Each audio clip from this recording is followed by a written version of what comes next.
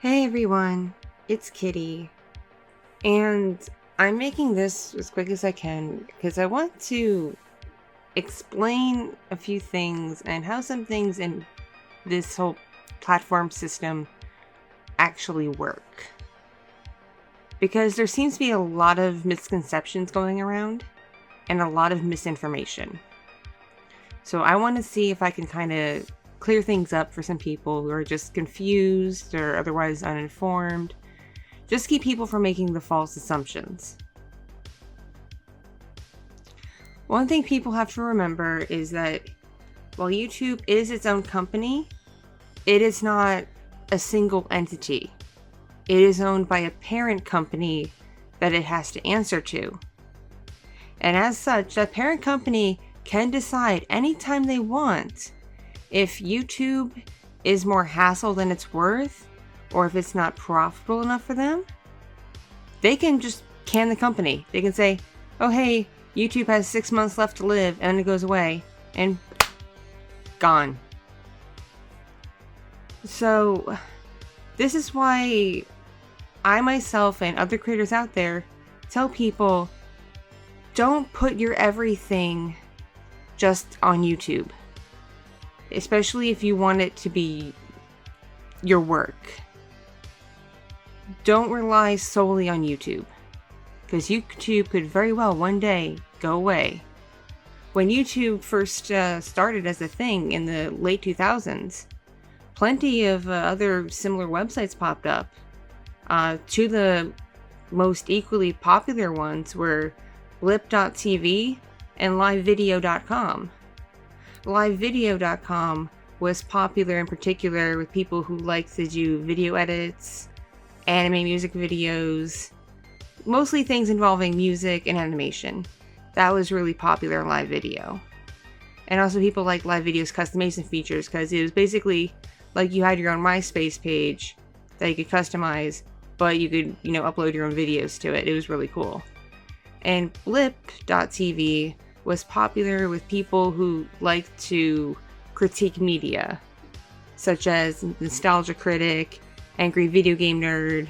People like that really flocked to Blip TV when YouTube was going through their issues with understanding fair use. So, YouTube hasn't always existed in a vacuum, but YouTube grew and grew and grew. And eventually, blip.tv, livevideo.com, and several other similar websites went away. Either their people who owned them couldn't afford to run them anymore, or they ran into legal trouble, or whatever reason. They were gone, and YouTube stayed. And then YouTube themselves started having issues. We had the adpocalypse. That was a big blip in YouTube's time. And people became, once again, dissatisfied with YouTube's ability to handle things. And so other websites started popping up, like BitChute and Breach. So a lot of people don't know about Breach. Oh well. And Odyssey. But in case you haven't noticed, none of those sites are nearly as popular as YouTube. They don't get nearly the same amount of viewership, whether or not there is ad revenue to be had on there. It just means nothing if people aren't going there and watching the videos, So, it doesn't mean YouTube doesn't have competition. YouTube doesn't have competition that it feels it can take seriously yet. The closest thing YouTube has to competition is Twitch, especially because YouTube now is also in the market for streamers. That's YouTube's competition, not these random video sites that pop up. They're peanuts to YouTube. So, YouTube in terms of monetization. Think of corporate YouTube as that really conservative boomer aunt in your family, if you have one. If you don't have one, pretend you do. Now, think in your head about if you are a YouTube creator, how you would explain the content you make to your really conservative, maybe even religious boomer aunt. And then think about how she would react. Would she react positively and even want to give you money for it and be supportive of your creative endeavors? Or would she be weirded out and think there's something wrong with you? Because for some content, she would be like, oh, that's so lovely. Yeah, good for you. Here's $5. Pursue your dreams. And for other content, she'd be like, ugh, are you okay?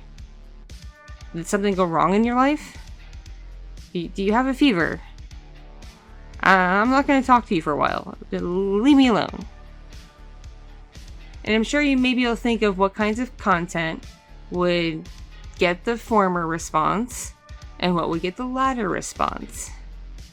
Generally, the positive response would go towards beauty and lifestyle content, maybe even gaming to a certain extent, vlogging, once it's explained what vlogging is to the boomer. It's like, oh, you just like to film your interesting life? You like to travel a lot? Or you have very nice things you like to film? Oh, how lovely, good for you. That sort of thing. And that's the kind of content that gets easily monetized on YouTube. I'm not going to talk about stuff for kids, because that's a whole other ballgame. And I need to do more research on that myself, especially because we have COPPA in place. So it's really, I don't have enough information to speak about how YouTube handles children's content. I can only speak about how they handle content meant for other audiences. But anything else that's not something a semi-religious conservative boomer could really understand and support generally isn't something YouTube is readily wanting to support with ad revenue. They just don't understand it. They don't have the means to understand it. So all this niche content on YouTube, and yes, ASMR is niche content, YouTube doesn't understand it. Now, these breakaway creators who get, millions of subs, YouTube will make some allowances for. And these tend to be ASMR creators who do really creative things and show their faces and do acting and just put a lot of production into what they do. They earn those millions of subscribers. But I've talked to a few of them, and they have said it's hard for them to get regular ad revenue. They make most of their money from sponsorships and pages like Patreon and donations from their fans and things like that. They don't make most of their bank through ad revenue. So it's even harder for other ASMR creators, especially those who don't show their face, who don't do overly detailed visual work, who just focus on the audio only. It makes it trickier for YouTube to understand what this content even is, and what it's for, and what the intention behind it is. So, I am not surprised that niche creators, ASMR included, have a hard time not only getting monetized in the first place, hello, it took me years to get monetized, but also staying monetized. And this also goes for mukbang channels. There are plenty of mukbang channels that have a hard time staying monetized. But the ones that happen to get millions of followers, they tend to get a little bit of better treatment. Just a little bit in terms of being able to have their ads. But I've seen mukbang channels also promote things like OnlyFans and Patreon and whatnot. So clearly they're not also raking it in with just ad revenue. So if you're not going to make content that can be regularly and readily consumed by the mainstream, if you're a gamer who does a lot of heavy duty stuff and uses a lot of gamer words, if you make very niche content like ASMR or mukbangs or things like that, you realistically can't expect to make a decent living with ad revenue on YouTube. And if your content is in any way sexual, if it can be construed as sexual, forget about it. You're not going to get ad revenue. You're going to get yellowed if you're in the partner program at all. That's just how it is. The ad program does not like sex. At least, not sex in certain contexts. Basically, if it's not an educational kind of thing, you can prove it educational, they don't like it. So, there you go. So, I highly recommend creators to expand. Have a Patreon and or a platform like OnlyFans or Fansly, especially if you make content that's a bit more construed towards adults. If it's really adult, you definitely want to go more towards OnlyFans or Fansly than Patreon, because Patreon does have its own limitations. Make your own website. There are, you can use a site called Model Centro and a site called Fan Centro to make your own subscription site where you can upload your content and charge a base fee for your fans to access the content you upload on there. It's really easy to do and easy to use. I personally haven't really used it much in years because at the time I used it, it was a bit clunky of a system. It would take a while to upload stuff, it would take a while to process, and it was hard to promote. So I've heard the process has gotten easier now, especially now that a lot of people have migrated away from OnlyFans in terms of wanting to have a place to host their adult obscene content. So you may want to look into Model Centro and Fan Centro. There's also Subscriber Star, that they're very similar to Patreon, but they do allow a bit more adult content than Patreon does. Those kinds of platforms are great ways to get support for what you do. Because the platform, whether you have 1,000 subscribers, 100,000 subscribers, 500,000 subscribers, 1 million subscribers, or even 10 million subscribers, at the end of the day, YouTube doesn't really care about you. They just care about if you can make them money. Some of the most top tier creators on YouTube who have millions of subs, who get millions of views, when they've hit a scandal that they can't pull back from, YouTube has dropped them like a sack of potatoes. Think of James Charles, when it came out that he was talking to underage fans and wanting to get with them. Think about Shane Dawson, when it came out that he was inappropriate with minors and animals. That was a whole can of worms right there. So neither of them are YouTube's golden boys anymore.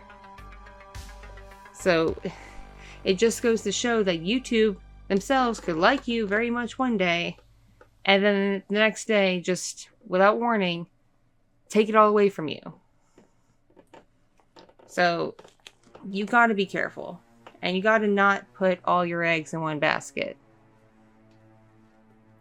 Aside from places to put content, you can also set up donation pages like on Ko-fi or Buy Me a Coffee, so people can just support you with a few dollars directly if they don't want any kinds of content in return. That's a great way to do that. If your content skews in any way adult, I highly recommend not using PayPal, because PayPal and adult content and sex work in general do not mesh well. Just saying, just giving you a warning. If you want to keep your PayPal account and you create adult content, especially if someone's going to give you money for it, bad idea. Find another place to take money. I highly recommend Stripe. Yes, Stripe does take a fee for transferring money someone pays you into your bank account, but it's very small. And it's worth it to get that money right into your bank account.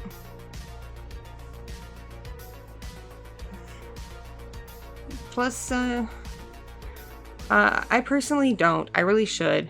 Upload your content on as many platforms as you can. Upload to BitChute. Upload to Odyssey. Upload to Breach. Get it out there. Because just in case YouTube does, get shut down, your content will still exist somewhere online. Just putting that out there. I need to take my own advice with this, because I haven't, because I'm lazy. Another thing you can do is have your own website built.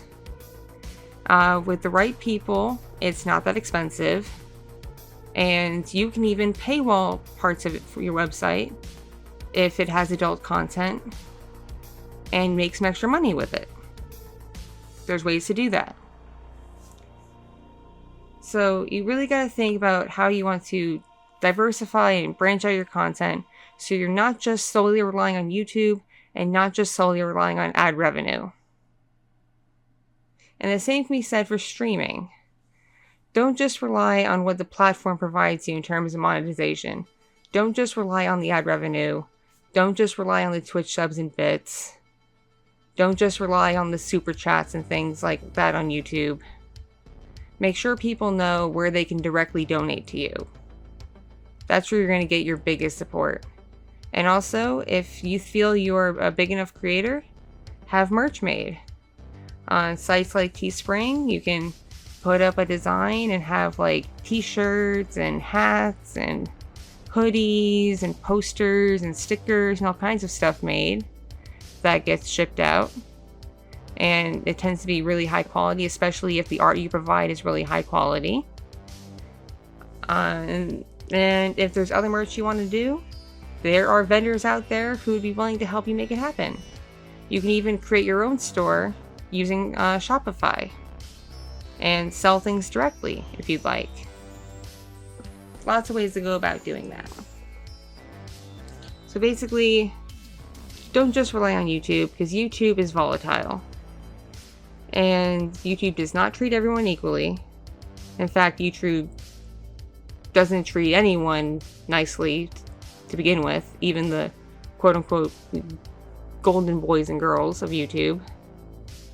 At any time, you can get canned, regardless of how many subs you have and how much money you make them. Just saying.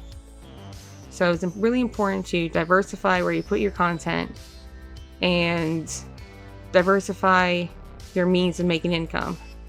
Because YouTube doesn't care about you and your content. Your fans do. And it's your fans who, if they're able to, would be willing to support you and give you a little bit of money so that you can keep making the content they enjoy. That's pretty much how it works. Because I've seen, creators with millions of subs who still push their Patreons and other things to make money, which goes to show they're not making bank off ad revenue. And if your content has been sexual in nature, don't be surprised if it not only gets demonetized, but gets outright deleted.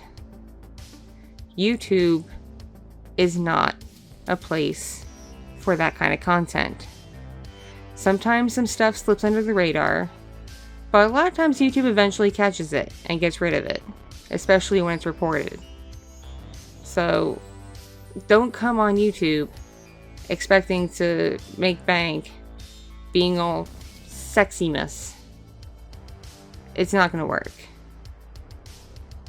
It's just going to risk you not only not being able to be in the partner program, or not in the partner program for long, but your whole channel just getting yeeted. I'm surprised why my whole channel has been yeeted, considering most of my earlier pieces are pretty risque, to say the least. I may have to, delete them at some point, once I have some of my future plans put in place. I don't know yet. I don't know. But that is something I've been considering, just so I don't lose this channel. And I haven't been in the partner program for most of the time I've been on YouTube. I've only been in the partner program since September. And out of the 500-something public roleplay videos I have on YouTube, at most, 5% of them are monetized enough where there's ads and ad revenue. The rest are not monetized in such a way where I see much of it. So don't think just because I now get the ad revenue that I'm now making all this bank. I'm not. I still very much need to rely on my Patreon and my Fansly and my custom content commissions and my merch sales, my Dakimakura sales and donations and all that happy stuff. So, I hope this all made sense. So, if you see someone freaking out over YouTube demonetizing them, offer them the advice to start diversifying where they upload. And opening up things like a Patreon or a Ko-fi or an OnlyFans or something to get income from fans for their content. And one thing I will put this out there is a fine print in YouTube's guidelines where if they see you exhibit behavior off platform but online in a public manner that they feel doesn't well represent their company, they may use that as an excuse to not only demonetize you, but kibosh your channel as a whole. This has happened to some gamers who are tame on YouTube, but when they are on Twitch, are hardcore using all kinds of gamer words. And YouTube sees that and doesn't like that, and they really put the kibosh on those people on YouTube. And I've seen this happen with creators who are relatively tame on YouTube, but then also on their same social medias that they promote their YouTube stuff, promote stuff they put up on Pornhub. And they don't even, censor what they're showing on the Pornhub. It's, full nudity and all that. So, just throwing that out there, that sometimes what you do off-platform can affect how the platform treats you. You do gotta err on the side of caution. Alright, because Patreon's the same way, just in case you didn't know that. If you behave in bad faith off platform, on social media or whatever, and Patreon finds out, they can terminate your account. Because they want to make sure that their creators reflect their values. Alright, this has gone on long enough, and my kids need to get ready for bed. Just figured I would try to use my history with the entertainment business and the internet to try and explain how these things work and try to clear up some misinformation so that you can have a better understanding about how the system works and be able to help people better. Okay? Okay. Anyway, have a good night, have a good weekend, have a good whatever. Remember, I love you and stay awesome. Mwah. Mwah. I'll see you in the next stream or audio, whichever comes first. Bye, bye, bye, bye. Bye, bye, bye, bye. Meow. Meow. Ada, ada. Ada, ada. Meow. Mm-hmm.